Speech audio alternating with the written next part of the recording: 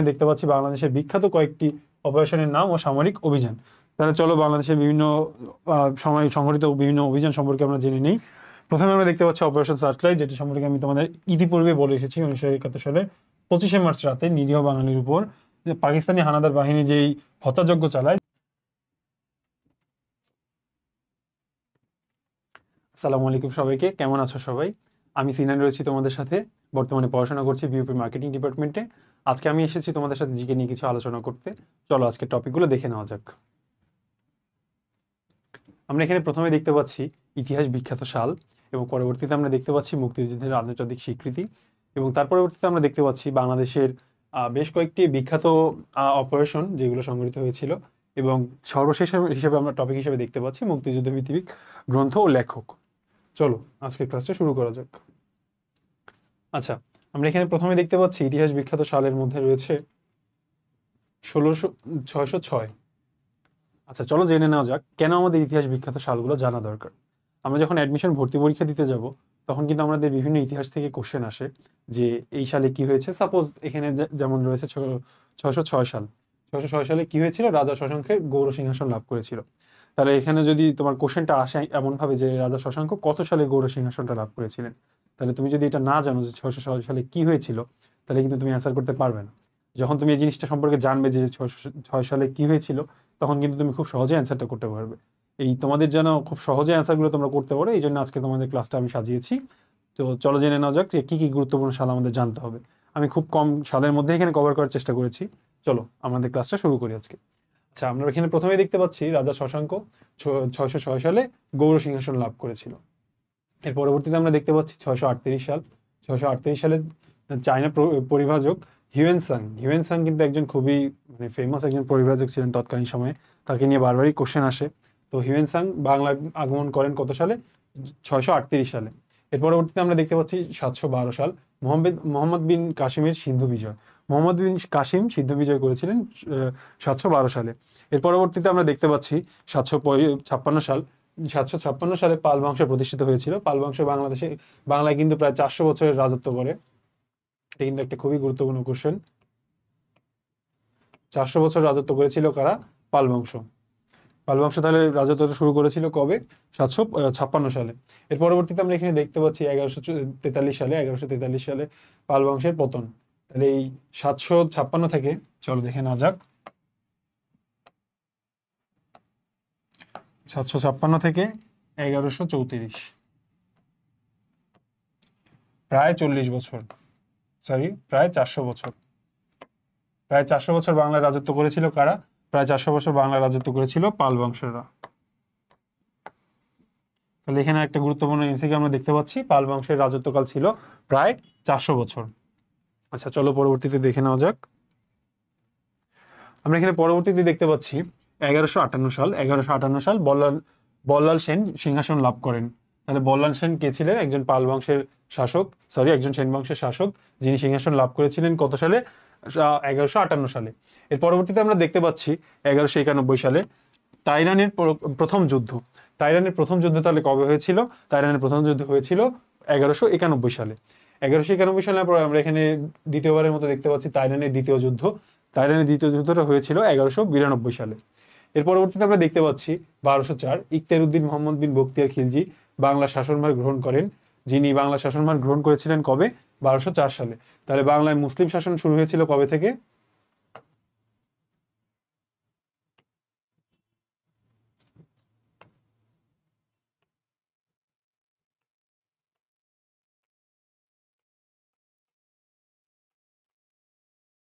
মুসলিম শাসন শুরু হয়েছিল 1204 সালে। 1204 সালে বাংলায় মুসলিম শাসন শুরু হয়। আর মুসলিম শাসনে শুরু করেছিলেন কে? ইখতিয়ারউদ্দিন মোহাম্মদ বিন বখতিয়ার খিলজি। তাহলে আমরা এখানে একই সাথে দেখতে পাচ্ছি বাংলার মুসলিম শাসনের প্রতিষ্ঠাতা ছিলেন ইখতিয়ারউদ্দিন মোহাম্মদ বিন বখতিয়ার খিলজি। এবং আমরা আরো একটা জিনিস জানতে পারছি যে 1204 সালে বাংলায় মুসলিম শাসন প্রতিষ্ঠিত হয়। এই জন্য মেইনলি আমাদের এই সালগুলো সম্পর্কে নলেজ থাকা দরকার। এর পরবর্তীতে আমরা দেখতে পাচ্ছি 1338 সাল। 1338 সালে কি হয়েছিল? ফকিরউদ্দিন মোবারক শাহ কর্তৃক সোনারগাঁয়ের স্বাধীনতা ঘোষণা। সোনারগাঁয়ের স্বাধীনতা ঘোষণা হয়েছিল কত সালে? সোনারগাঁয়ের স্বাধীনতা ঘোষণা হয়েছিল 1338 সালে। আর এই স্বাধীনতার ঘোষণা করেছিলেন কে? ফখরুদ্দিন মোবারক শাহ। তাহলে আমরা এখানে আরেকবার দেখে নিই কি কি এখানে রয়েছে। প্রথমে আমরা দেখতে পাচ্ছি 1158 সালে বল্লাল সেন সিংহাসন লাভ করেন। তারপর আমরা দেখতে পাচ্ছি 1191 সালে তাইওয়ানের প্রথম যুদ্ধ হয়।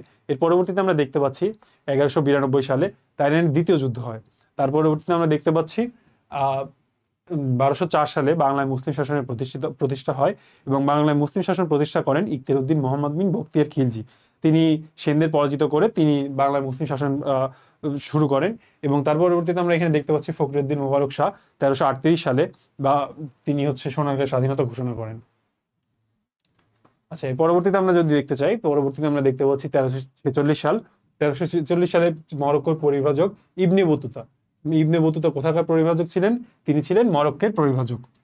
এখানে একটা গুরুত্বপূর্ণ এমসিকিউ, ইবনে বতুতা কোথাকার পরিব্রাজক ছিলেন? ইবনে বতুতা ছিলেন মরক্কোর পরিব্রাজক। তাহলে আমরা একটা গুরুত্বপূর্ণ এমসিকিউ এখানে দেখতে পেলাম যে 1346 সালে ইবনে বতুতা মরক্কোর পরিব্রাজক ছিলেন, তিনি বাংলা আগমন করেন। এর পরবর্তীতে আমরা দেখতে পাচ্ছি পানিপথ। পানিপথের যে যুদ্ধের ইতিহাসটা রয়েছে সেটা কিন্তু শুরু হয়েছিল 1526 সালে। 1526 সালে পানিপথের প্রথম যুদ্ধের মাধ্যমে ভারতবর্ষে মুঘল সাম্রাজ্যের প্রতিষ্ঠিত হয়। তাহলে মুঘল সাম্রাজ্য প্রতিষ্ঠা হয়েছিল কত সালে? 1526 সালে। আর সে প্রতিষ্ঠিত হয়েছিল কোন মাধ্যমে? পানিপথের যুদ্ধের মাধ্যমে। পানিপথটা তাহলে কোথায় অবস্থিত? পানিপথটা ভারতে অবস্থিত, যমুনা নদীর পাড়ে, যমুনা নদীর তীর সংলগ্ন একটা এলাকায় পানিপথ অবস্থিত। তো পানিপথের প্রথম যুদ্ধ হয়েছিল 1526 সালে এবং প্রথম যুদ্ধ সংঘটিত হয়েছিল কাদের মাঝখানে? প্রথম যুদ্ধ সংঘটিত হয়েছিল মুঘলদের সাথে। মুঘলরা এই যুদ্ধে জয়লাভ করে এবং সেখান থেকে মুঘল সাম্রাজ্যের প্রতিষ্ঠা। তাহলে আমরা এখানে কি দেখতে পাচ্ছি? মুঘল সাম্রাজ্যের প্রতিষ্ঠিত হয়েছিল কত সালে? 1526 সালে পানিপথের প্রথম যুদ্ধের মাধ্যমে। আর মুঘল সাম্রাজ্যের প্রতিষ্ঠিত করেছিলেন সম্রাট বাবর। এর পরবর্তীতে আমরা দেখতে পাচ্ছি 1576 সালে আকবর বাংলা জয় করেন। তাহলে আকবর কবে বাংলা জয় করেছিলেন? 1576 সালে। এর পরবর্তীতে আমরা দেখতে পাচ্ছি 1610 সালে সুবেদার ইসলাম খান কর্তৃক রাজমহল থেকে ঢাকায় রাজধানী স্থানান্তর হয়। তাহলে ঢাকা রাজধানীতে স্থানান্তর হয়েছিল কত সালে? 1610 সালে। 1610 সালে রাজমহল থেকে ঢাকায় রাজধানী স্থানান্তর হয়। এর পরবর্তীতে আমরা দেখতে পাচ্ছি 1664 সাল শায়েস্তা খাঁ বাংলার সুবেদার নিযুক্ত হন। তাহলে শায়েস্তা খাঁ কবে বাংলার সুবেদার হিসেবে নিযুক্ত হয়েছিলেন? 1664 সালে। আচ্ছা, চলো আরেকবার দেখে নেওয়া যাক এখানে আমরা কি কি জানতে পেলাম। এখানে আমরা জানতে পেলাম 1346 সালে মরক্কোর পরিব্রাজক ইবনে বতুতা বাংলায় আগমন করেন। 1526 সালে পানিপথের প্রথম যুদ্ধ সংঘটিত হয়, যেখানে মুঘলরা জয়লাভের মাধ্যমে মুঘল সাম্রাজ্যের প্রতিষ্ঠিত হয়। এবং তারপরে আমরা দেখতে পাচ্ছি 1576 সালে বাংলা জয় করেন কে? বাংলা জয় করেন আকবর। এর পরবর্তীতে আমরা দেখতে পাচ্ছি 1610 সালে সুবেদার ইসলাম খান তিনি রাজমহল থেকে ঢাকায় রাজধানী স্থানান্তর করেন। এবং তারপরে আমরা দেখতে পাচ্ছি 1664 সালে শায়েস্তা খান বাংলার সুবেদার হিসেবে নিযুক্ত হন। আচ্ছা, এর পরবর্তী স্লাইডে যদি আমরা চলে যাই, এখানে আমরা দেখতে পাচ্ছি প্রথমেই 1686 সাল। 1686 সালে কি হয়েছিল? ইংরেজদের প্রথমবারের মতো বাংলা আক্রমণ করে। ইংরেজরা তাহলে প্রথমবারের মতো বাংলা আক্রমণ করে, বাংলা অর্থাৎ চট্টগ্রাম আক্রমণ করে কবে? 1686 সালে। তার পরবর্তীতে আমরা দেখতে পাচ্ছি 1717 সালে কি হয়েছিল? মুর্শিদ কুলি খাঁ কর্তৃক বাংলাকে স্বাধীনতা ঘোষণা। মুর্শিদ কুলি খাঁ যিনি বাংলার স্বাধীনতা ঘোষণা করেছিলেন, তিনি কত সালে বাংলা স্বাধীনতা ঘোষণা করেছিলেন? 1717 সালে। তারপরে আমরা দেখতে পাচ্ছি 1756 সাল। 1756 সালে সিরাজউদ্দৌলা মাত্র 23 বছর বয়সে বাংলা মসনদ অর্থাৎ বাংলার সিংহাসনে আহরণ করেন। তাহলে নবাব সিরাজউদ্দৌলা কত বছর বয়সে বাংলার মসনদ আহরণ করেন? মাত্র 23 বছর বয়সে, এবং সালটি ছিল 1756। এর পরবর্তীতে আমরা দেখতে পাচ্ছি 1764 সাল। 1764 সালে, আচ্ছা এখানে একটা জিনিস বাদ গিয়েছে, 1756 পর 1757 সাল। 1757 সালে আমরা সবাই জানি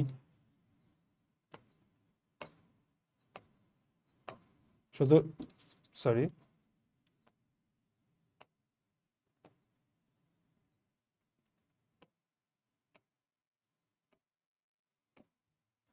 1757 সালে কি হয়েছিল? বাংলার শেষ স্বাধীন নবাব সিরাজউদ্দৌলা তিনি ইংরেজদের কাছে যুদ্ধে হেরে যান এবং বাংলায় ইংরেজদের শাসনের আবির্ভাব ঘটে 1757 সালে। এর পরবর্তীতে আমরা দেখতে পাচ্ছি 1764 সালে মীর কাসিম ও ইংরেজদের মধ্যে বক্সারের যুদ্ধ সংঘটিত হয়। তাহলে 1764 সালে কি হয়েছিল? 1764 সালে মীর কাসিম এবং ইংরেজদের মধ্যে বক্সারের যুদ্ধ সংঘটিত হয়। তাহলে বক্সারের যুদ্ধ কত সালে সংঘটিত হয়েছিল? বক্সারের যুদ্ধ সংঘটিত হয়েছিল 1764 সালে। এর পরবর্তীতে আমরা দেখতে পাচ্ছি 1770, যেটা 76 অর্থাৎ বঙ্গাব্দ 1176 নামে পরিচিত, সেখানে একটা মন্বন্তর হয়েছিল। 76-এর মন্বন্তর নামে যেটা পরিচিত, 76-এর মন্বন্তর হয়েছিল কত সালে? 76-এর মন্বন্তর হয়েছিল 1170 সালে। 1170 সালে 76-এর মন্বন্তর হয় এবং তখনকার ইংরেজ শাসন আমল চলছিল, সে সময় 1170 সালে 76-এর মন্বন্তর সংঘটিত হয়, যেটা বাংলায় বঙ্গাব্দ ছিল 1176। এর পরবর্তীতে আমরা দেখতে পাচ্ছি 1793 সালে কর্নওয়ালিস কর্তৃক চিরস্থায়ী বন্দোবস্ত ঘোষণা করা হয়। তাহলে চিরস্থায়ী বন্দোবস্ত ঘোষণা করেন কে? কর্নওয়ালিস। এবং এটি কত সালে ঘোষণা করা হয়? এটি ঘোষণা করা হয়েছিল 1793 সালে। এর পরবর্তীতে আমরা দেখতে পাচ্ছি 1800 সালে ফোর্ট উইলিয়াম কলেজের প্রতিষ্ঠা হয়। ফোর্ট উইলিয়াম কলেজ কত সালে প্রতিষ্ঠিত হয়? ফোর্ট উইলিয়াম কলেজ প্রতিষ্ঠিত হয় 1800 সালে। এর পরবর্তীতে আমরা দেখতে পাচ্ছি 1818 সালে কি হয়েছিল? 1818 সালে ফরাজি আন্দোলনের সূত্রপাত হয়েছিল, যেটি একটি ইংরেজ শাসনের বিরুদ্ধে একটি আন্দোলন ছিল। তাহলে ইংরেজ শাসনের বিরুদ্ধে আন্দোলন শুরু হয়েছিল, ফরাজি আন্দোলন কত সালে? 1818 সালে। এর পরবর্তীতে আমরা দেখতে পাচ্ছি 1829 সালে সতীদাহ প্রথা উচ্ছেদ করা হয়। সতীদাহ প্রথা বলতে এখানে বোঝানো হয়েছে যে আগেকার যুগে এমন একটা প্রথা ছিল যে হিন্দু নারীদের তাদের স্বামী মারা গেলে, তারা যদি জীবিত অবস্থায় তাদের স্বামী মারা যায়, তাদেরও জীবিত অবস্থায় যে চিতা থাকে, চিতায় শুয়ে পুড়িয়ে মেরে ফেলা হতো। এই সতীদাহ প্রথাটা উচ্ছেদ করা হয়েছিল 1829 সালে। এরপরে আমরা দেখতে পাচ্ছি 1831 সালে তিতুমির, যিনি একজন বিখ্যাত লোক, বিখ্যাত যোদ্ধা ছিলেন, ইংরেজদের বিরুদ্ধে যিনি যুদ্ধ করেছিলেন, তার মৃত্যু হয়েছিল কত সালে? 1831 সালে। আচ্ছা, এর পরবর্তীতে আমরা দেখতে পাচ্ছি 1853 সালে উপমহাদেশে প্রথম রেলগাড়ি চালু হয়। আর উপমহাদেশের প্রথম রেলগাড়ি চালু করেছিলেন কে? ডালহৌসি।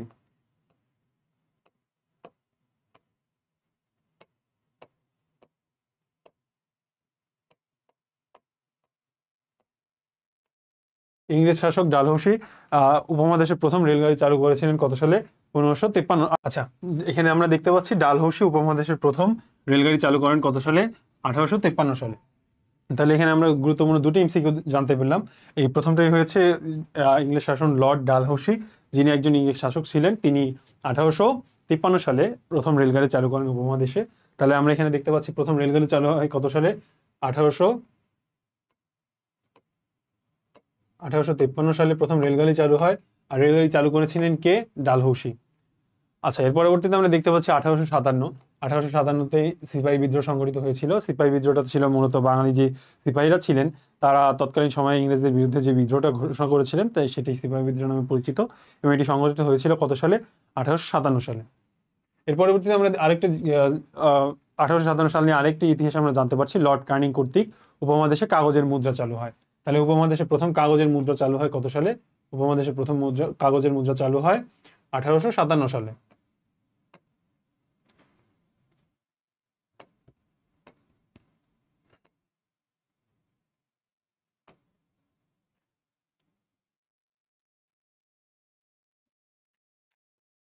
উপমহাদেশের প্রথম কাগজের মুদ্রা চালু হয় কত সালে? উপমহাদেশের প্রথম মুদ্রা চালু হয় 1857 সালে। এর পরবর্তীতে আমরা দেখতে পাচ্ছি 1860 সালে নীল বিদ্রোহ সংঘটিত হয়। মূলত বিদ্রোহটি ছিল 1859 সালে, তবে এটি 1860 সালের বিদ্রোহ নামে অধিক পরিচিত। নীল বিদ্রোহ তৎকালীন সময়ে যখন নীলের চাহিদা বহির্বিশ্বে অনেক বেশি ছিল, তখন ইংরেজরা বাঙালিদের উপর জোরপূর্বক বাঙালিদের দিয়ে নীল চাষ করাতো। এবং যখন নীল চাষ করা হতো, তখন যে বাঙালির কৃষিজ জমিগুলো ছিল, সেই জমিগুলো পরবর্তীতে ব্যবহার উপযোগী থাকতো না। এই জন্য বাঙালিরা চাইতো যে তারা নীল চাষ করবে না, বা করলেও সেটা সীমিত পরিসরে। বাট ইংরেজরা তাদের এমনভাবে প্রেশারাইজ করতো যেন তারা নীল চাষে বাধ্য হয়। তো তারা একটি বিদ্রোহ সংগঠিত করে, তাদের বিদ্রোহটা নীল বিদ্রোহ নামে পরিচিত, যেটা সংগঠিত হয় 1860 সালে। এর পরবর্তীতে আমরা দেখতে পাচ্ছি 1861 সাল উপমহাদেশের লর্ড কার্নিং কর্তৃক পুলিশি ব্যবস্থা চালু। তাহলে এখানে পুলিশি ব্যবস্থা চালু হয়েছিল কত সালে? 1861 সালে। চলো আরেকবার দেখে নেওয়া যাক আমরা এখানে কি কি জানতে পেলাম। এখানে আমরা প্রথমেই দেখতে পেলাম উপমহাদেশ প্রথম রেলগাড়ি চালু করেছিলেন ডালহৌসি, যেটা হয়েছিল 1853 সালে। এর পরবর্তীতে আমরা দেখতে পেলাম সিপাহী বিদ্রোহ সংঘটিত হয়েছিল, যেটা হয়েছিল 1857 সালে। 1857 সালে লর্ড কার্নিং কর্তৃক উপমহাদেশে কাগজের মুদ্রা প্রথম চালু হয়। এর পরবর্তীতে আমরা দেখতে পেলাম যে 1860 সালে যে নীল বিদ্রোহ হয়েছিল, যেটি মূলত ছিল 1859 সালে, তবে এটি 1860 সালে বেশি পরিচিত। এবং তারপরে আমরা দেখতে পেলাম যে 1861 সালে লর্ড কার্নিং কর্তৃক পুলিশি ব্যবস্থা চালু হয়। এর পরবর্তীতে আমরা দেখতে পাচ্ছি 1905 সালে বঙ্গভঙ্গ হয়েছিল। বঙ্গভঙ্গ করেছিলেন কে? Lord Curzon. কি করেছিলেন? বঙ্গভঙ্গটা হয়েছিল কত সালে? 1905 সালে। 1905 সালে বঙ্গভঙ্গ হয় এবং বঙ্গভঙ্গ করেছিলেন লর্ড কার্জন। আচ্ছা, এর পরবর্তীতে আমরা দেখতে পাচ্ছি 1906 সালে মুসলিম লীগ প্রতিষ্ঠিত হয়। মূলত বঙ্গভঙ্গকে কেন্দ্র করেই যে রাজনৈতিক দলটি আবির্ভাব ঘটেছিল সেটি ছিল মুসলিম লীগ। আর মুসলিম লীগ প্রতিষ্ঠিত হয়েছিল কত সালে? 1906 সালে।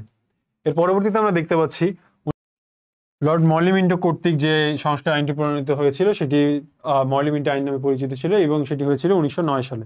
এর পরবর্তীতে আমরা দেখতে পাচ্ছি 1911 সালে বঙ্গভঙ্গ রদ করা হয়। তাহলে আমরা এখানে কি দেখতে পেলাম? বঙ্গভঙ্গ হলো কবে? 1905 সালে বঙ্গভঙ্গ সংঘটিত হয় এবং 1911 সালে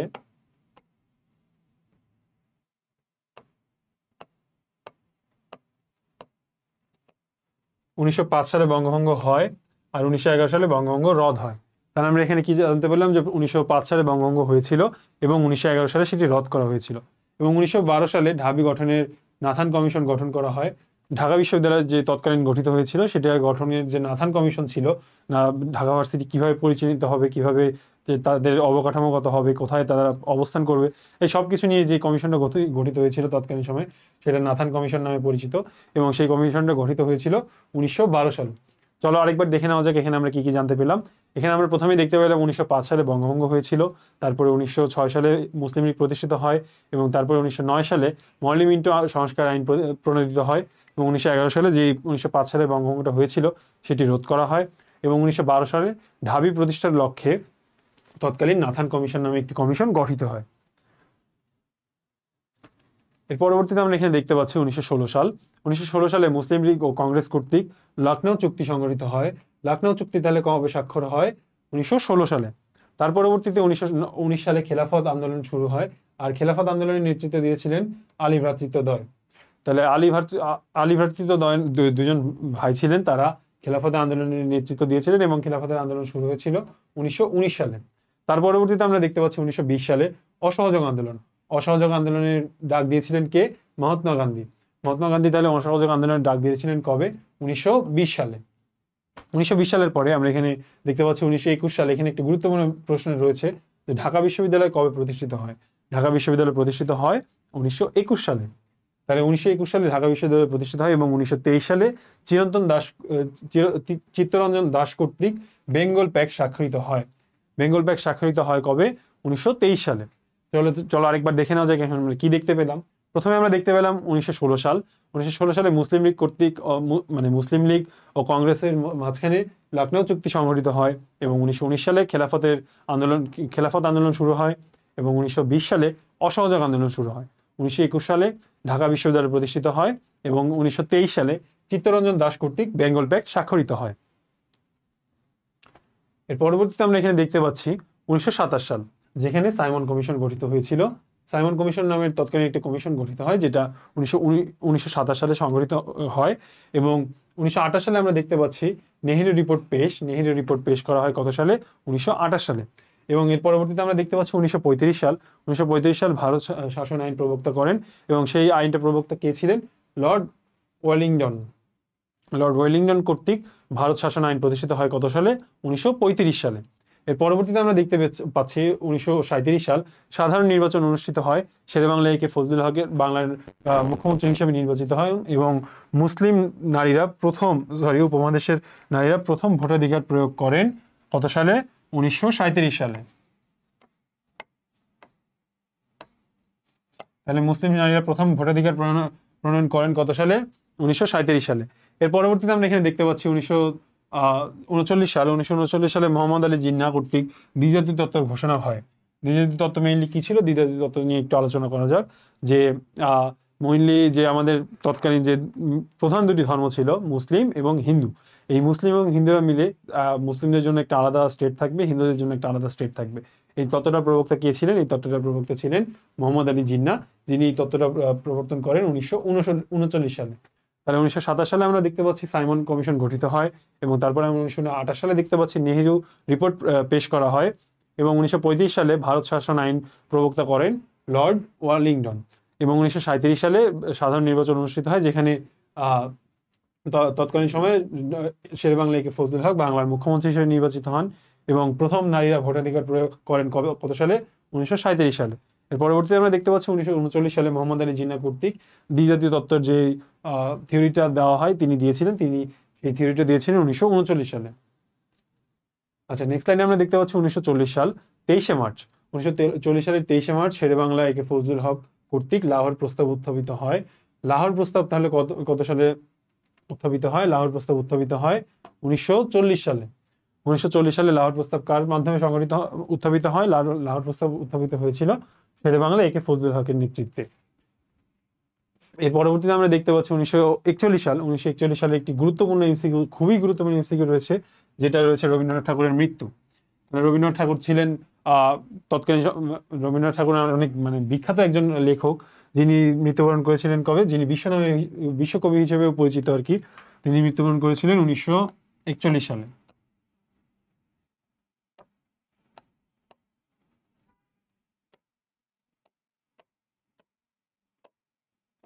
1941 সালে কে মৃত্যুবরণ করেন?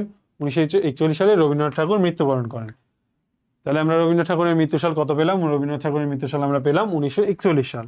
এবং এর পরবর্তীতে আমরা দেখতে পাচ্ছি 1942 সালে মহাত্মা গান্ধী ভারত ছাড় আন্দোলন করেন। ভারত ছাড় আন্দোলনটা ছিল মেইনলি ইন্ডিয়া ইংরেজদের ভারত থেকে বিতাড়িত করার যে আন্দোলন, সেই আন্দোলনটা ভারত ছাড় আন্দোলন নামে পরিচিত হয়েছিল। এবং সেই আন্দোলনটা করেছিলেন কে? মহাত্মা গান্ধী। তিনি ছিলেন প্রধান নেতৃত্ব। এছাড়াও আরো যারা ছিলেন তৎকালীন সময় তারাও এখানে অংশগ্রহণ করেছিলেন। এবং মহাত্মা গান্ধী কর্তৃক যে আন্দোলনটা হয়েছিল সেটা হয়েছিল 1942 সালে। এর পরবর্তীতে আমরা দেখতে পাচ্ছি 1943 সাল। 1943 সাল লর্ড ওয়ালেভ গভর্নর জেনারেল নিযুক্ত হন। 1943 সালে লর্ড ওয়ালেভ গভর্নর জেনারেল হিসেবে নিযুক্ত হন। 1943 সালে বাংলার ভয়াবহ দুর্ভিক্ষ হয়, যেটা 50-এর মন্বন্তর নামে পরিচিত। তাহলে 50-এর মন্বন্তর কবে হয়েছিল? 50-এর মন্বন্তর হয়েছিল 1943 সাল। 1943 সালে কি হয়েছিল? 50-এর মন্বন্তর। 50-এর মন্বন্তর হিসেবে আমরা দেখতে পাচ্ছি 1943 সালে যেটি সংঘটিত হয়েছিল। তাহলে চলো আরেকবার দেখে নেওয়া যাক।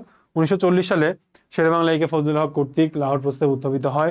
1941 সালে রবীন্দ্রনাথ ঠাকুর মৃত্যুবরণ করেন। 1942 সালে মহাত্মা গান্ধী ভারত ছাড় আন্দোলন। 1943 সালে লর্ড ওয়ালেভ যিনি গভর্নর জেনারেল হিসেবে নিযুক্ত হন। 1943 সালে বাংলায় ভয়াবহ দুর্ভিক্ষ হয়, যেটি 50-এর মন্বন্তর নামে পরিচিত। আচ্ছা, এর পরবর্তীতে আমরা দেখতে পাচ্ছি 1947 সাল। 1947 সালে লর্ড মাউন্টব্যাটেন বড়লাট হিসেবে নিযুক্ত হন। বড়লাট তৎকালীন যে শাসক ছিল সেটা বড়লাট হিসেবে পরিচিত ছিল। লর্ড মাউন্টব্যাটেন উপমহাদেশের শাসনভার গ্রহণ করেন এবং হিন্দু মুসলিম দাঙ্গা তাহলে কবে হয়েছিল? হিন্দু মুসলিম দাঙ্গা হয়েছিল 1947 সালে। 1947 সালে তাহলে আমরা গুরুত্বপূর্ণ দুটি জিনিস এখানে দেখতে পাচ্ছি। লর্ড মাউন্টব্যাটেন এখানে বড়লাট বা শাসক হিসেবে নিযুক্ত হন এবং হিন্দু মুসলিম দাঙ্গা হয়েছিল 1947 সালে। 1947 সালে 3 জুন পাকিস্তান ও ভারত নামক দুটি পৃথক রাষ্ট্র গঠনের সিদ্ধান্ত নেওয়া হয় এবং সীমানা গঠন করা হয়। সীমানা গঠন করা হয় কত সালে?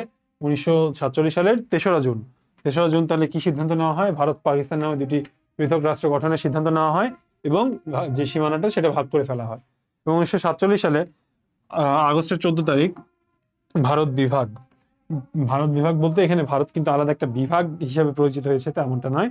ভারত এবং পাকিস্তান দুটি আলাদা দুটি রাষ্ট্র হিসেবে প্রতিষ্ঠিত হয় কত সালে? 1947 সালের আগস্টের 14 তারিখ, যেখানে তৎকালীন সময়ে পাকিস্তান স্বাধীনতা লাভ করে 1947 সালের 14ই আগস্ট এবং ভারত স্বাধীনতা লাভ করে 1947 সালের 15ই আগস্ট। তাহলে একদিনের ব্যবধানে প্রথমে স্বাধীনতা লাভ করলো পাকিস্তান এবং পরবর্তী স্বাধীনতা লাভ করলো ভারত। আচ্ছা, এর পরবর্তীতে আমরা এখানে দেখতে পাচ্ছি যে সেম কথাই, যে ভারত 15ই আগস্ট স্বাধীনতা লাভ করে এবং 1947 সালের 2 সেপ্টেম্বর সাংস্কৃতিক সংস্থা তমলুদ্দিন মজলিসের প্রতিষ্ঠিত হয়। তমলুদ্দিন মসজিদ তৎকালীন সময়ে একটা খুবই গুরুত্বপূর্ণ একটা সংস্থা ছিল, যেটা সাংস্কৃতিক সংস্থা ছিল মেইনলি, যারা সংস্কৃতি ইতিহাস ঐতিহ্য নিয়ে কাজ করতো। সেটা প্রতিষ্ঠিত হয়েছিল কত সালে? 1947 সালের 2রা সেপ্টেম্বর। চলো আরেকবার দেখে নেওয়া যাক। 1947 সালে লর্ড মাউন্টব্যাটেন এখানে বাংলার শাসক হিসেবে নিযুক্ত হন। তারপরে 3রা জুন পাকিস্তান এবং ভারত দুটি পৃথক রাষ্ট্র হিসেবে প্রতিষ্ঠিত করার লক্ষ্যে যে সীমানা নির্ধারণ করা হয় সেটা হয়েছিল 1947 সালের 3রা জুন। এবং 1947 সালের 14ই আগস্ট পাকিস্তান রাষ্ট্রের প্রতিষ্ঠিত হয়। 1947 সালের 15ই আগস্ট ভারতের প্রতিষ্ঠা হয়। 1947 সালের 2রা সেপ্টেম্বর সাংস্কৃতিক সংগঠন তমলুদ্দিন মজলিসের প্রতিষ্ঠা হয়। তাহলে এখানে আমরা অনেক গুরুত্বপূর্ণ ইনফরমেশন জানতে পেলাম। এর পরবর্তীতে আমরা এখানে দেখে নিই যে কি 1952 সালের 21শে ফেব্রুয়ারি 144 ধারা ভঙ্গ করা হয়। 21শে ফেব্রুয়ারি যখন আমরা তৎকালীন যে আমাদের বাঙালি জনগণ ছিল, বাঙালি ছাত্ররা ছিল, তারা যে তাদের মিছিল নিয়ে বের হতে চাচ্ছিল, সেজন্য 1952 সালের যে 144 ধারা জারি করে তৎকালীন পাকিস্তান সরকার, সেটা ভঙ্গ করে ঢাকা ভার্সিটির তৎকালীন আমবাগান থেকে ঢাকা ভার্সিটির তৎকালীন আমবাগান এবং বর্তমান কলা ভবন থেকে মিছিল নিয়ে 144 ধারা ভঙ্গ করে 1952 সালে 21শে ফেব্রুয়ারি যখন ছাত্র জনতা বের হয় তাদের মিছিল নিয়ে, তখন পুলিশ তাদের উপর গুলিবর্ষণ করেন। এবং এখানে আমরা কয়েকজন শহীদ, যেমন আবুল বরকত, রফিক এবং সালামের নাম দেখতে পাচ্ছি, এবং তারা ছাড়াও আরও নাম না জানা অনেকেই এ সময় শহীদ হন। এবং 1954 সালে আমরা যদি দেখতে চাই, 1954 সালে আমরা এখানে দেখতে পাচ্ছি যুক্তফ্রন্ট নির্বাচন। যুক্তফ্রন্ট নির্বাচনে শেরেবাংলা মুখ্যমন্ত্রী হিসেবে নির্বাচিত হন 1954 সালে। তাহলে 1954 সালে কি হয়েছিল? 1954 সালে যুক্তফ্রন্ট নির্বাচন হয়েছিল এবং শেরেবাংলা একে ফজলুল হক তিনি মুখ্যমন্ত্রী হিসেবে আবারও নিযুক্ত হন। এবং তারপর আমরা দেখতে পাচ্ছি 1958 সাল 7ই অক্টোবর সমগ্র পাকিস্তানে সামরিক আইন জারি করা হয়। তাহলে সমগ্র পাকিস্তানের সামরিক আইন এখানে একটি গুরুত্বপূর্ণ প্রশ্ন। সমগ্র পাকিস্তানে সামরিক আইন জারি করা হয় কত সালে? 1958 সালের 7 অক্টোবর।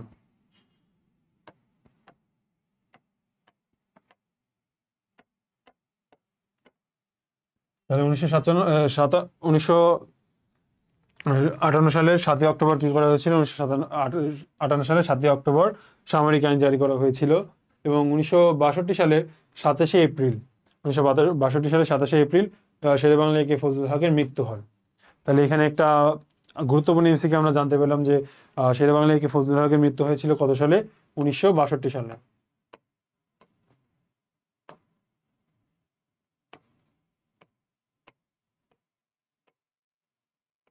1962 সালে কি হয়েছিল? শেরেবাংলা একে ফজলুল হকের মৃত্যু হয়েছিল। এর পরবর্তীতে আমরা যদি দেখতে যাই 1963 সালে 5ই ডিসেম্বর শহীদ সোহরাওয়ার্দীর মৃত্যু হয়। শহীদ হোসেন মোহাম্মদ সোহরাওয়ার্দী, যিনি তৎকালীন আওয়ামী লীগের বা তৎকালীন মুসলিম লীগের যিনি একজন অন্যতম সংগঠক ছিলেন, তার মৃত্যু হয়েছিল কত সালে? 1963 সালে। তাহলে চলো আরেকবার দেখে নেওয়া যাক 1952 সালের ভাষা আন্দোলন, যেটা আমরা সবাই কম বেশি জানি, এবং 1964 সালে হয়েছিল যুক্তফ্রন্ট নির্বাচন। তারপরে 1958 সালে সমগ্র পাকিস্তানের উপর সামরিক আইন জারি করা হয় এবং 1962 সালে শেরেবাংলা একে ফজলুল হক তিনি মৃত্যুবরণ করেন। এবং 1963 সালে আরেকজন তৎকালীন মানে খুবই পরিচিত একজন এবং খুবই ক্ষমতাধারী একজন লোক ছিলেন হোসেন শহীদ সোহরাওয়ার্দী, তার মৃত্যু হয় 1963 সালে। আচ্ছা, এর পরবর্তীতে আমরা দেখতে পাচ্ছি 1965 সালের 5ই সেপ্টেম্বর পাক ভারত দ্বিতীয় যুদ্ধ সংঘটিত হয়। তাহলে পাক ভারত দ্বিতীয় যুদ্ধ কত সালে সংঘটিত হয়? 1965 সালে।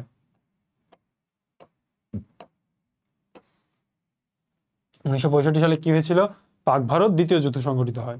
তারপরে আমরা দেখতে পাচ্ছি 1966 সাল 23শে মার্চ লাহোরে 6 দফার আনুষ্ঠানিক ঘোষণা হয়।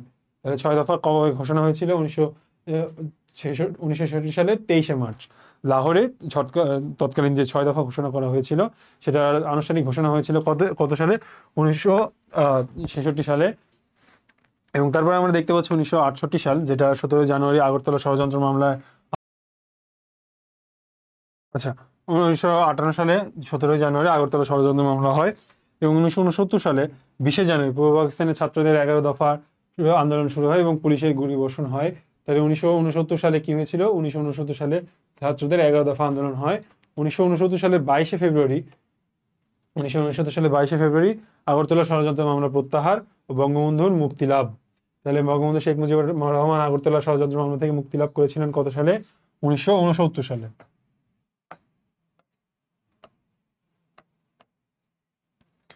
1969 সালে তৎকালীন সময়ে যে অসহযোগ আন্দোলন বা 11 দফা আন্দোলন যেটা হয়েছিল, গণ অভ্যুত্থান নামে যেটা বেশি পরিচিত, 69-এর গণ অভ্যুত্থান, 66-র 6 দফা আন্দোলন এবং 69-এর 68-র আগরতলা মামলা এবং 69-এ আগরতলা মামলা ষড়যন্ত্র মামলা প্রত্যাহার করা হয়। তাহলে চলো এখানে আরেকবার দেখে নেওয়া যাক আমরা এখানে কি কি জানতে পেলাম। এখানে আমরা প্রথমেই দেখতে পাচ্ছি 1965 সাল, যে সময় পাকিস্তান ও ভারতের দ্বিতীয় যুদ্ধ সংঘটিত হয়। 1966 সাল লাহোরের যে আনুষ্ঠানিক 6 দফার ঘোষণা করা হয় সেটা ছিল 1966 সালের 23শে মার্চ। এবং 1958 সালের 17 জানুয়ারি আগরতলা ষড়যন্ত্র মামলা উত্থাপিত হয়। এবং 1969 সালে তৎকালীন 11 দফার দাবিতে যে গণ অভ্যুত্থান হয়েছিল সেখানে গুলি চালায়। এবং সেখানে আরেকটা গুরুত্বপূর্ণ নাম রয়েছে আমরা এখানে যেটা দেখতে পাচ্ছি আসাদের মৃত্যু। তাহলে আসাদের মৃত্যু হয়েছিল কত সালে? 1969 সালে। আর ঢাকায় বর্তমানে যে আসাদ গেট নামে পরিচিত, ফার্ম গেটের আশেপাশে যে এলাকা বা আসাদ গেট নামে হিসাবে যে জায়গাটা পরিচিত, সেটা কিন্তু 1969-এর যে গণ অভ্যুত্থানটা হয়েছিল, সেই গণ অভ্যুত্থানের স্মৃতিস্বরূপ শহীদ আসাদের নাম অনুসারে আসাদ গেটের নামকরণ করা হয়েছিল। তাহলে এখানে আরেকটা গুরুত্বপূর্ণ এমসিকিউ আমরা জানতে পেলাম যে আসাদ গেটের নাম কার নাম অনুসারে এবং কোন ঘটনাকে কেন্দ্র করে নামকরণ করা হয়। তাহলে ঘটনাটি ছিল কি? ঘটনাটি ছিল 11 দফা বা তৎকালীন সময়ে যে গণ অভ্যুত্থান হয়েছিল সেই গণ অভ্যুত্থানকে কেন্দ্র করে, এবং নাম অনুসারে কার ছিল? শহীদ আসাদের। তারপর 1969 সালে আরেকটি গুরুত্বপূর্ণ এমসিকিউ, আগরতলা ষড়যন্ত্র মামলা প্রত্যাহার করা হয়। এরপর যদি আমরা যাই, এরপরে আমরা দেখতে পাচ্ছি 1969 সালের 23শে ফেব্রুয়ারি শেখ মুজিবকে বঙ্গবন্ধু উপাধি দেওয়া হয়। তাহলে বঙ্গবন্ধু উপাধি কবে দেওয়া হয়েছিল? 1969 সালে 23শে ফেব্রুয়ারি। আর এই বঙ্গবন্ধু উপাধিটাতে কে দিয়েছিলেন? তোফায়েল আহমেদ।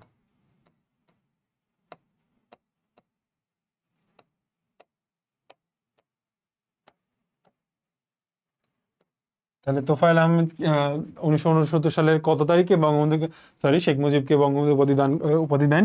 1969 সালের 23শে ফেব্রুয়ারি তোফায়েল আহমেদ শেখ মুজিবকে বঙ্গবন্ধু উপাধি 1969 সালের 23শে ফেব্রুয়ারি বঙ্গবন্ধু শেখ মুজিবুর রহমানকে বঙ্গবন্ধু হিসাবে তোফায়েল আহমেদ বঙ্গবন্ধু উপাধিতে ভূষিত করেন।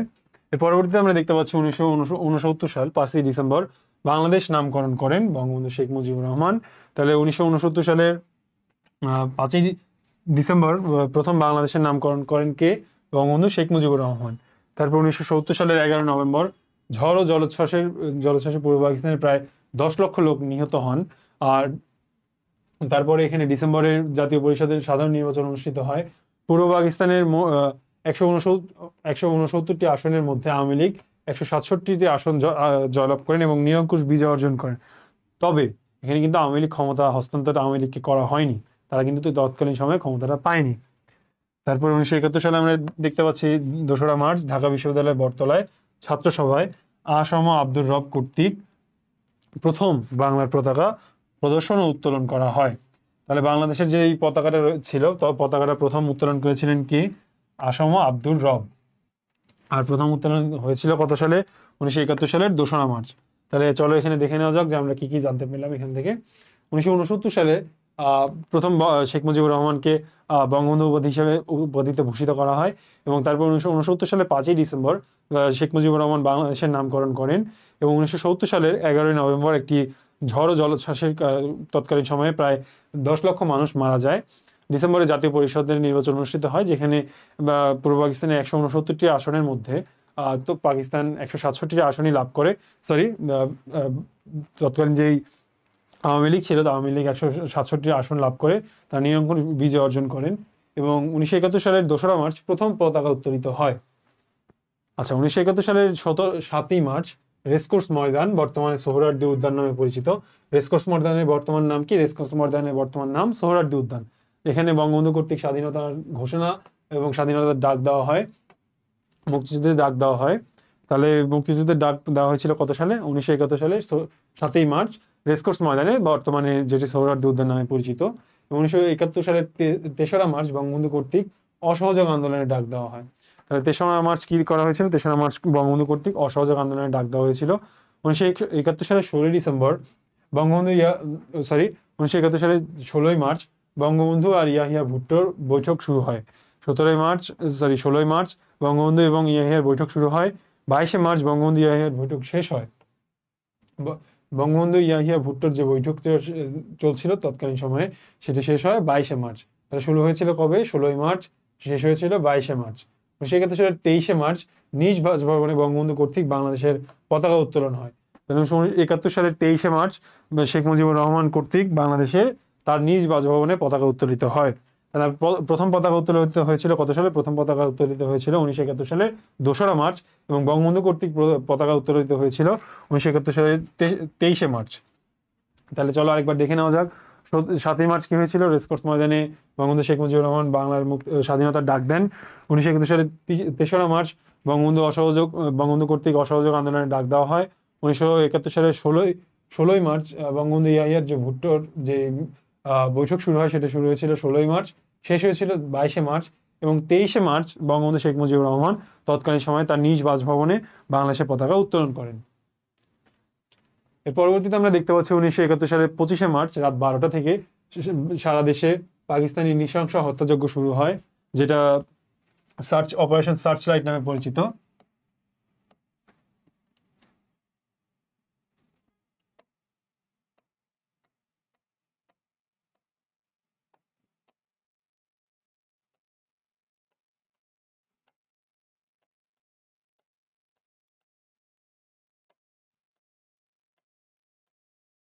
অপারেশন সার্চ লাইট হিসেবে পরিচিত, সেটি হয়েছিল কবে? 1971 সালের 25শে মার্চ রাত 12টার পর থেকে। এবং 1971 সালের 26শে মার্চ বাংলাদেশের স্বাধীনতা ঘোষণা করা হয়। 1971 সালের 26শে মার্চ বাংলাদেশের স্বাধীনতা ঘোষণা করা হয়েছিল কেন? যখন আমরা দেখতে পেলাম যে 25শে মার্চ রাতে তৎকালীন পাকিস্তানি বাহিনী যখন অপারেশন সার্চ লাইট পরিচালনা করে, তখন প্রচুর বাঙালিকে হত্যা করে, তারা নিরস্ত্র বাঙালিকে হত্যা করে। আচ্ছা চলো, এখানে আরেকটা গুরুত্বপূর্ণ তথ্য তোমাদের জানিয়ে দিই, যেটা তো একটা অপারেশন তো ছিল অপারেশন সার্চ লাইট, এটারই একটা অংশ ছিল অপারেশন বিগ বার্ড।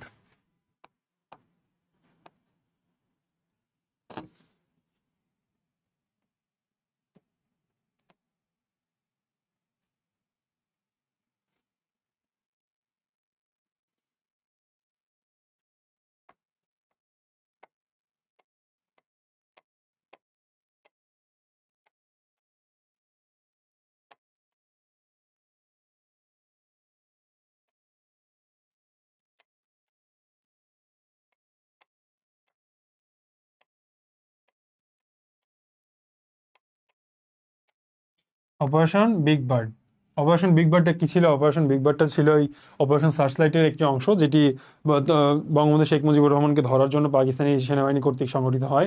তাহলে 1971 সালের 25শে মার্চ কয়টি অপারেশন সংগঠিত হয়েছিল? দুইটি। প্রথমটি কি ছিল? প্রথমটি ছিল অপারেশন সার্চ লাইট, যেটি নিরস্ত্র বাঙালির উপর আক্রমণ করা হয়, এবং তার পরবর্তী সেটারই একটা শাখা ছিল অপারেশন দ্বিতীয় নম্বর হিসেবে অপারেশন বিগ বার্ড পরিচালিত হয়, যেটা বঙ্গবন্ধু শেখ মুজিবুর রহমানকে ধরার জন্য তৎকালীন পাকিস্তানি আর্মিরা পরিচালনা করেন। এবং তারপরে আমরা দেখতে পাচ্ছি 1971 সালের 10ই এপ্রিল আনুষ্ঠানিকভাবে মুজিবনগরে, বর্তমানে বৈদ্যনাথতলা, মেহেরপুর জেলার বৈদ্যনাথতলায় প্রথম অস্থায়ী সরকার গঠিত হয়। তাহলে প্রথম অস্থায়ী সরকার গঠিত হয় কত সালে? 1971 সালের 10ই এপ্রিল।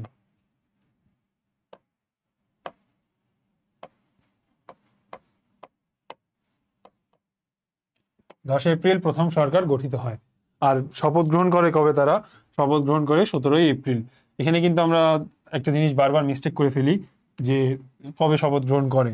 শপথ গ্রহণ করেছিল 17ই এপ্রিল, যেটা প্রথম শপথ গ্রহণ করে 17ই এপ্রিল।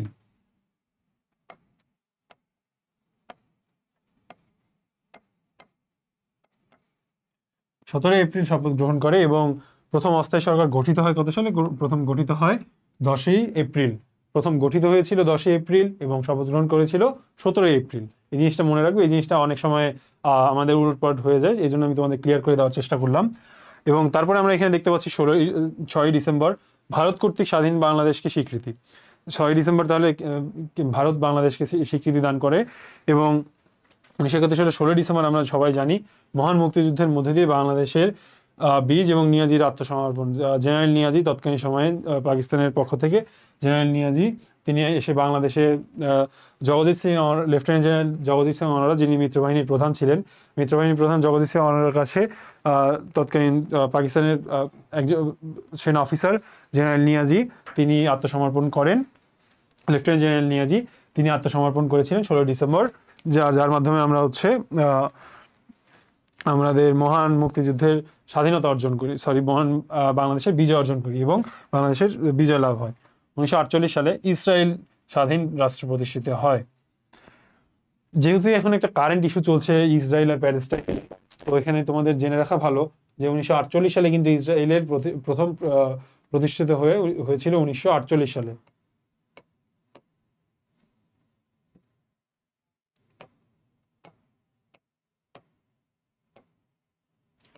1948 সালে কি হয়েছিল? 1948 সালে প্রথম ইসরায়েলের প্রতিষ্ঠিত হয়েছিল। চলো আরেকবার দেখে নেওয়া যাক এখানে আমরা কি জানতে পেলাম। এখানে আমরা জানতে পেলাম 1971 সালের 25শে মার্চ রাতে অপারেশন সার্চলাইট পরিচালিত হয়, এবং এর সাথে আরেকটা অংশ ছিল অপারেশন বিগ বার্ড, যেটি বঙ্গবন্ধু শেখ মুজিবুর রহমানকে ধরার জন্য পরিচালনা করা হয়। এবং 1971 সালের 26শে মার্চ বাংলাদেশের স্বাধীনতা ঘোষণা করা হয়। 1971 সালের 10ই এপ্রিল প্রথম অস্থায়ী সরকার গঠিত হয় এবং 17 এপ্রিল সেই সরকারটা শপথ গ্রহণ করে। এবং 1971 সালের 6 ডিসেম্বর ভারত কর্তৃক বাংলাদেশকে স্বাধীনতা স্বীকৃতি ঘোষণা করা হয়। 1971 সালের 16 ডিসেম্বর মহান মুক্তিযুদ্ধের মধ্যে দিয়ে বিজয় অর্জন করা হয়। এখানে আরেকটা জিনিস আমি মিস করে গেছি, হয়তো বা স্লাইডে অ্যাড করা হয়নি। 1971 সালের 21শে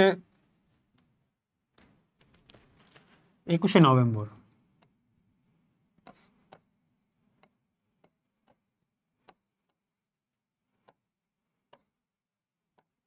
21শে নভেম্বর কি? 21শে নভেম্বর সশস্ত্র বাহিনী দিবস। চলো জেনে নেওয়া যাক যে আমরা কেন 21শে নভেম্বরকে সশস্ত্র বাহিনী দিবস হিসেবে পালিত করি। 21শে নভেম্বর তৎকালীন পাকিস্তানি বাহিনীর যে বাংলাকে আক্রমণ করছিল, সে সময় ভারতীয় যে ফোর্সটা ছিল, ভারতীয় মিত্র বাহিনী যার নামে যারা বেশি পরিচিত, তারা 21শে নভেম্বর বাংলাদেশের সাথে কোলাপ করে এবং বাংলাদেশের যুদ্ধে তারা অংশগ্রহণের সিদ্ধান্ত নেয় এবং বাংলাদেশকে সরাসরি সাহায্য করার সিদ্ধান্ত তারা গ্রহণ করে। এই জন্য 1971 সালের 21শে নভেম্বর, যেটি বর্তমানে সশস্ত্র বাহিনী দিবস হিসেবে পরিচালিত হয়ে আসছে। আচ্ছা, এর পরবর্তী টপিক হিসেবে আমরা এখানে দেখতে পাচ্ছি মুক্তিযুদ্ধের আন্তর্জাতিক স্বীকৃতি। মুক্তিযুদ্ধের আন্তর্জাতিক স্বীকৃতি হিসেবে প্রথম দেশ হিসেবে আমরা দেখতে পাচ্ছি ভুটানের নাম। ভুটান তাহলে কবে স্বীকৃতি দিয়েছিল? 6 ডিসেম্বর 1971। তাহলে প্রথম দেশ হিসেবে বাংলাদেশকে স্বীকৃতি দান করেছিল কে? ভুটান। এর পরবর্তীতে প্রথম আরব দেশ হিসেবে বাংলাদেশকে স্বীকৃতি দান করেছিল ইরাক, যেটি ছিল 8 জুলাই 1972 সাল।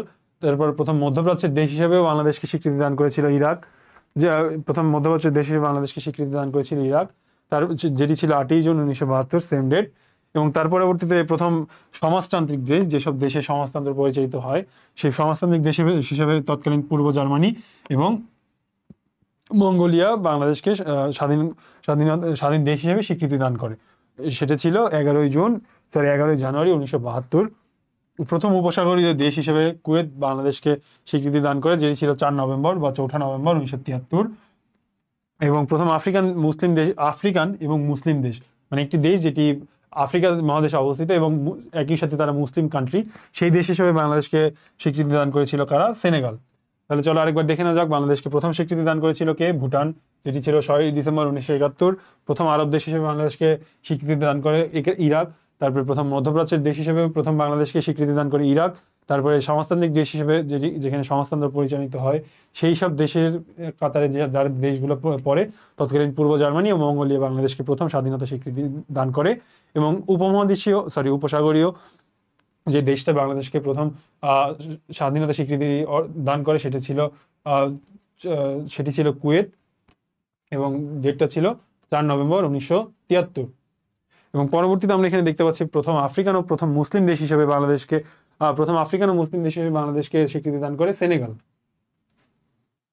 আচ্ছা, এরপরে যদি আমরা পরবর্তী ধাপে যাই, প্রথম ইউরোপীয় দেশ হিসেবে পূর্ব জার্মানি, যেটি আমরা এখানে দেখতে পেলাম কি? এখানে আমরা দেখতে পেলাম পূর্ব জার্মানি, যেটি প্রথম সমাজতান্ত্রিক দেশ। একই সাথে পূর্ব জার্মানি ছিল একটি প্রথম ইউরোপীয় দেশ, যেটা বাংলাদেশকে স্বাধীনতা স্বীকৃতি দান করে 11 জানুয়ারি 1972। প্রথম ইউরোপীয় দেশ হিসেবে পূর্ব জার্মানি বাংলাদেশকে স্বাধীনতা স্বীকৃতি দান করে। তারপরে আমরা উত্তর আমেরিকার দেশ হিসেবে এখানে দেখতে পাচ্ছি বারবাডোস। তারপরে দক্ষিণ আমেরিকার দেশ হিসেবে দেখতে পাচ্ছি ভেনেজুয়েলা। তারপরে প্রথম ওশেনিয়ান দেশ হিসেবে টোঙ্গা এবং প্রথম এশীয় মুসলিম দেশ হিসেবে ইন্দোনেশিয়া ও মালয়েশিয়া, দ্বারা একই সময়ে বাংলাদেশকে স্বীকৃতি দান করে, যেটি ছিল 25 ফেব্রুয়ারি 1972। এই সালগুলো তেমন একটি ইম্পর্টেন্ট নয়, তবে প্রথম কোন দেশ কোথা থেকে বাংলাদেশকে স্বীকৃতি দান করেছিল, এই জিনিসগুলো আমাদের মনে রাখা খুবই বেশি দরকারি। তাহলে এর পরবর্তীতে আমরা দেখতে পাচ্ছি যে আরব মুসলিম দেশ হিসেবে সেনেগাল বাংলাদেশকে প্রথম স্বীকৃতি দান করে। তাহলে আরবের অংশ নয়, তবে মুসলিম দেশ, এইরকম একটা দেশ হিসেবে বাংলাদেশকে প্রথম স্বীকৃতি দান করেছিল কে? সেনেগাল। এর পরবর্তীতে আমরা দেখতে পাচ্ছি, চলো আরেকবার জেনে নেওয়া যাক, যেহেতু এখানে একটা গুরুত্বপূর্ণ, আমি তোমাদের বলেছি যে এই জিনিসগুলো তেমন একটি ইম্পর্টেন্ট নয়, এই জিনিসগুলো তোমাদের মনে না রাখলেও চলবে।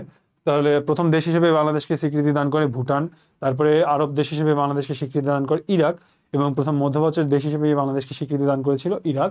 প্রথম সমাজতান্ত্রিক দেশ হিসেবে বাংলাদেশকে স্বীকৃতি দান করেছিল পূর্ব জার্মানি এবং মঙ্গোলিয়া। প্রথম উপসাগরীয় দেশ হিসেবে বাংলাদেশকে স্বীকৃতি দান করেছিল কুয়েত। প্রথম আফ্রিকান ও মুসলিম দেশ হিসেবে বাংলাদেশকে স্বীকৃতি দান করেছিল সেনেগাল। এবং প্রথম ইউরোপীয় দেশ হিসেবে পূর্ব জার্মানি, প্রথম উত্তর আমেরিকার দেশ হিসেবে বারবাডোস, প্রথম দক্ষিণ আমেরিকার দেশ হিসেবে ভেনেজুয়েলা, প্রথম ওশেনিয়া দেশ হিসেবে টঙ্গা, প্রথম এশীয় মুসলিম দেশ হিসেবে ইন্দোনেশিয়া ও মালয়েশিয়া এবং প্রথম আরব মুসলিম দেশ হিসেবে সেনেগাল। আচ্ছা চলো এর পরবর্তী টপিকে যাওয়া যাক। এর পরবর্তী টপিক হিসেবে আমরা এখানে দেখতে পাচ্ছি বাংলাদেশের বিখ্যাত কয়েকটি অপারেশনের নাম ও সামরিক অভিযান। তাহলে চলো বাংলাদেশের বিভিন্ন সময় সংঘটিত বিভিন্ন অভিযান সম্পর্কে আমরা জেনে নিই। প্রথমে আমরা দেখতে পাচ্ছি অপারেশন সার্চলাইট, যেটি সম্পর্কে আমি তোমাদের ইতিপূর্বে বলে এসেছি। 1971 সালে 25শে মার্চ রাতে নিরীহ বাঙালির উপর পাকিস্তানি হানাদার বাহিনী যেই হত্যাযজ্ঞ চালায়, যেটি অপারেশন সার্চলাইট হিসেবে পরিচিত, আমি কিছুক্ষণ আগেই তোমাদের সেটি জানিয়েছি। এবং অপারেশন ক্লোজ ডোর 1971 সালে বাংলাদেশের মুক্তিযুদ্ধের পর অবৈধ অস্ত্র জমা নেওয়ার, মানে তৎকালীন সময়ে ভারত বাংলাদেশের জনগণকে যেই যুদ্ধ করার জন্য যেই অস্ত্রগুলো দিয়েছিল সেগুলো তো তাদের অথরাইজ না, যে তারা সেই জনগণগুলো সাধারণ পাবলিকগুলো সে অস্ত্র ইউজ করবে। তো সেই অস্ত্রগুলো জমা নেওয়ার জন্য যে অভিযানটি চালানো হয়েছিল সেই অভিযানটি অপারেশন ক্লোজ ডোর নামে পরিচিত ছিল, যেটি 1971 সালে সংঘটিত হয় মুক্তিযুদ্ধের পরে অবৈধ অস্ত্রগুলো জমা নেওয়ার জন্য। 1971 সালে যে অবৈধ অস্ত্রগুলো ছিল সেগুলো জমা নেওয়ার জন্য। তার পরবর্তী যে অপারেশনটা পরিচালনা করা হয় সেটা অপারেশন ক্লোজ ডোর নামে পরিচিত। এর পরবর্তীতে আমরা দেখতে পাচ্ছি operation jackpot. Operation jackpot mainly আচ্ছা চলো তোমাদের সাথে একটা কথা শেয়ার করা যাক। বাংলাদেশের কোন সেক্টর, বাংলাদেশে আমরা তো জানি যে মুক্তিযুদ্ধের সময় 11টি সেক্টরে ভাগ করা হয়, রাইট?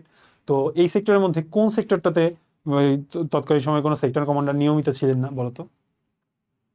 হ্যাঁ, সেটা ছিল নো সেক্টর, যেটা 10 নম্বর সেক্টরের অধীনে ছিল। তাহলে নো সেক্টর কত নম্বর সেক্টর ছিল? 10 নম্বর। এই 10 নম্বর সেক্টরের অধীনে যে নো সেক্টরটা ছিল, এই নো সেক্টরের আন্ডারে তৎকালীন সময় একটা গুরুত্বপূর্ণ অপারেশন পরিচালনা করা হয়, যেটা ছিল অপারেশন জ্যাকপট। অপারেশন জ্যাকপট ছিল মুক্তিযুদ্ধের সময় 1971 সালে পাকিস্তানি নৌশক্তিকে ধ্বংস করার পরিকল্পনায় যে অপারেশনটা সংঘটিত হয়। আর এই অপারেশনটা সংঘটিত হয়েছিল কত নম্বর সেক্টরের অধীনে? 10 নম্বর সেক্টরের অধীনে। তার পরবর্তীতে আমরা এখানে দেখতে পাচ্ছি অপারেশন স্ট্রাইকিং ফোর্স। 2002 সালে সারা দেশে নিষিদ্ধ ঘোষিত পলিথিন ব্যাগ নিয়ন্ত্রণের জন্য পরিচালিত বিশেষ অভিযান। আচ্ছা, তোমাদের মনে একটা প্রশ্ন জাগতেই পারে যে ভাইয়া কেন আমরা অপারেশনগুলো সম্পর্কে জানবো? অপারেশনগুলো সম্পর্কে তোমরা জানবে, যেমন ধরো অপারেশন স্ট্রাইকিং ফোর্স, এখানে কিন্তু একটা ফোর্স হিসাবে উল্লেখ করা রয়েছে।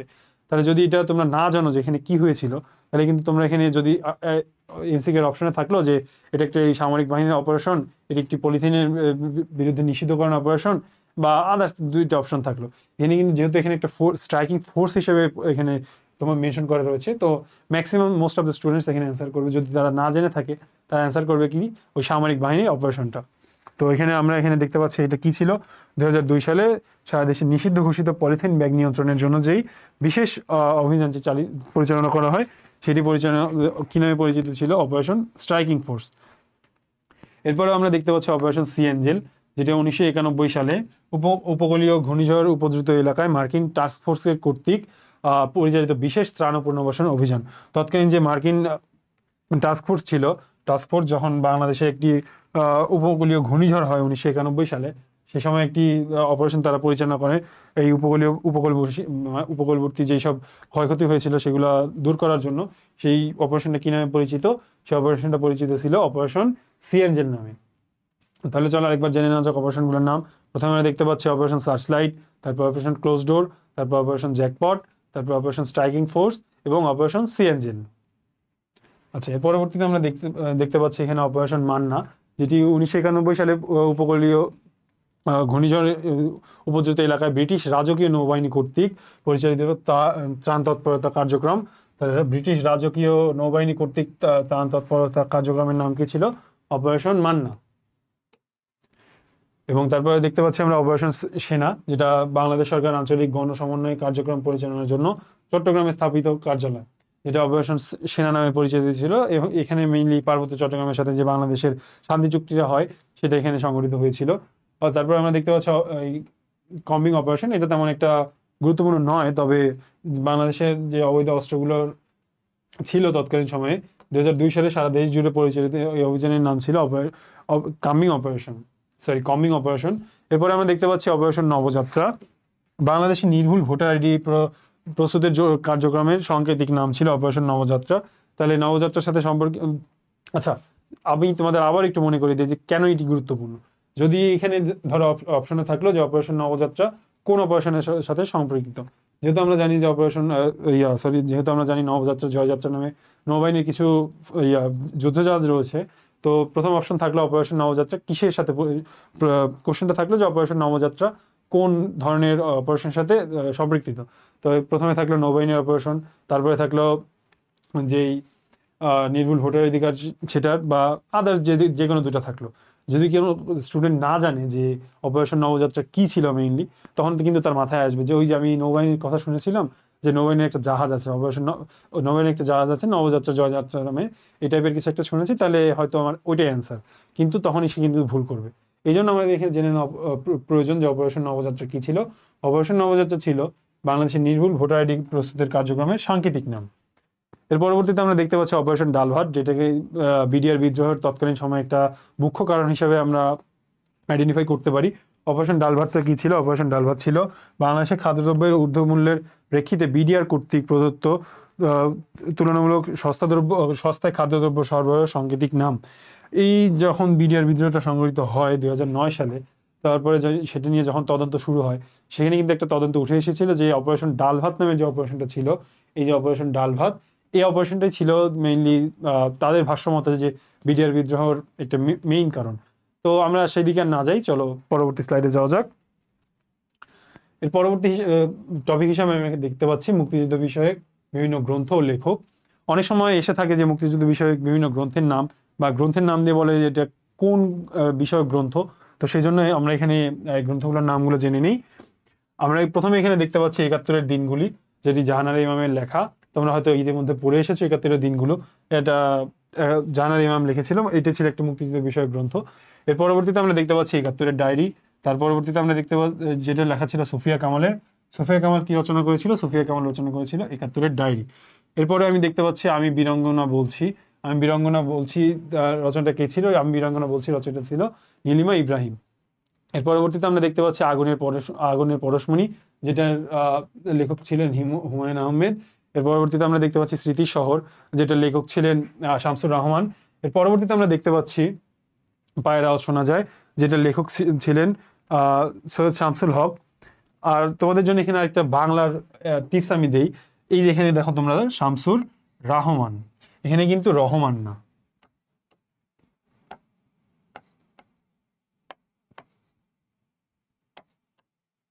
যদি তোমাদের শুদ্ধ বানানে অনেক সময় আসে যে রাহমান নাকি রহমান, যদি তোমরা এটাই কেউ টিক দাও, তাহলে কিন্তু এটা অ্যাবসলিউটলি রং।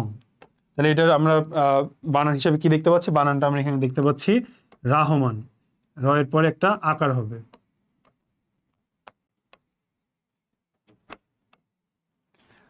শামসুর রহমান। আচ্ছা, এর পরবর্তীতে আমরা দেখতে পাচ্ছি যে অরণ্যে আলো নেই। যে অরণ্যে আলো নেই এটি তেমন একটা গুরুত্বপূর্ণ নয়, তবুও এটি জেনে রাখা ভালো। এটি লেখক ছিলেন নীলিমা ইব্রাহিম। এর পরবর্তীতে আমরা দেখতে পাচ্ছি উপমহাদেশ। উপমহাদেশ শুনলে তোমরা হয়তো অনেকেই গেস করতে পারো যে এমসিকিউ যদি থাকে যে উপমহাদেশ কি বিষয়ক গ্রন্থ, তো যদি এখানে থাকে দেশ বা বিদেশ বা এই টাইপের কিছু থাকে, তো যদি না জেনে থাকো যেটা কি টাইপের গ্রন্থ, সেক্ষেত্রে কিন্তু আমরা এখানে একটা ভুল করার সম্ভাবনা রয়েই যায়। এই জন্য আমরা এখানে জেনে নিই যে উপমহাদেশ কি টাইপের গ্রন্থ ছিল।